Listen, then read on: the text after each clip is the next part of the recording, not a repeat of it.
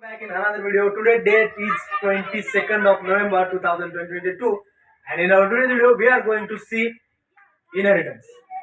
So inheritance is the most important part of the OOPS concepts. As we know, our Java is object oriented, so that time we have to create object and classes and interfaces. So there was, if we are going to write any code, that time there is a must be chance to write the similar code again and again. So that's why the LOC should be increased. So it's unusable line increase on line of code. It's directly impacting on the performance of code, on the size of code. So that's why we are using a OOPS concept. In OOPS concept, there was one of the most important feature, that is the inheritance. Inheritance means we are going to use the previous written code for the reusability. That means suppose there is one class A, and there is some of the method within that class A, and we have to use that method in different classes. Suppose we are using that method in another three classes: class B, class C, and class D. So that time we are have to, suppose in class A there is a method as a run. We have to use that run method in other three classes. So particularly if we are not going to inherit that class, that time we have to write that all syntax which are present in A class.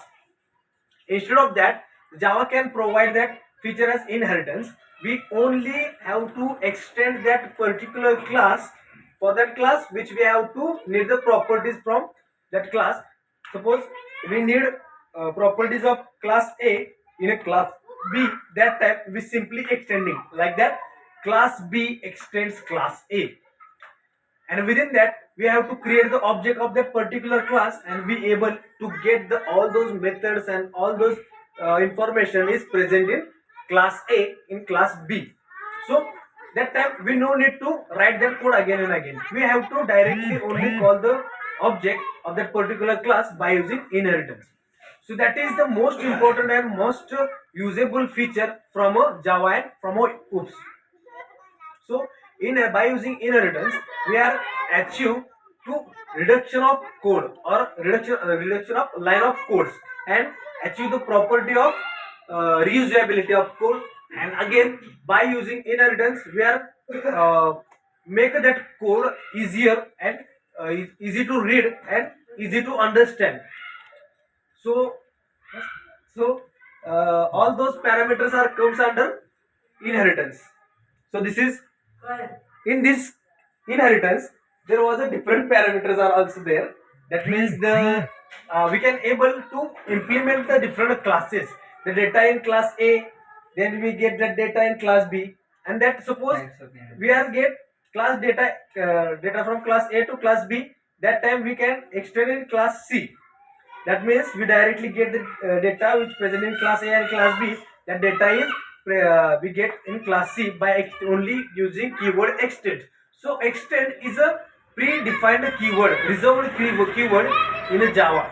So there was inheritance having their different types, like multiple inheritance, multi-level inheritance, hierarchical inheritance, and hybrid inheritance are there. But one most important point is that the multiple and hybrid are not supporting in Java. But if you are have to use inheritance, not used in Java. So, but we can achieve that multiple inheritance by using interface, because in classes we are getting to extend not able to extend the two parent in one child. There is a class A, class B. These are two parent class, and another is a class C, is a child class. So we are not able to get class A and class B extended at a time in class C. But in case of interface, there is I1 and I2. There are two interfaces, and we can implement that two interfaces in another I3 interface. It is possible. So that is the different types of interfaces, like multi-level. That means there was a level-wise multi-level inheritance. There was multi-level means we can get the all those property from one by one in another classes are there. I like these different classes interfaces are there. Thank you.